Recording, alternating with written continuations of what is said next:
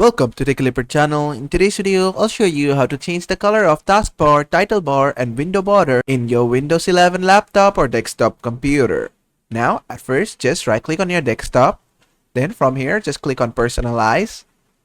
Then from here, what you want to do is just go inside colors.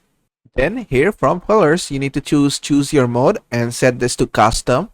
Now just scroll all the way down. And you should see this show accent color on start and taskbar menu. This should be grayed out because it needs dark mode. So go to the top and change everything to the dark mode. Then just go to custom again. Now scroll down and you should see this available. Now just turn this on, both of them. Then you can just pick your color from here. Just pick the color and everything will change into that. As you can see right here, just choose any color, whichever you want. Also, if you try to open a window, as you can see, the window border color has also been changed. And basically that is it. And that is how to change the color of your taskbar, title bar, and window border in your Windows 11 laptop or desktop computer. I hope this video was helpful. If it was, please give it a thumbs up and don't forget to subscribe.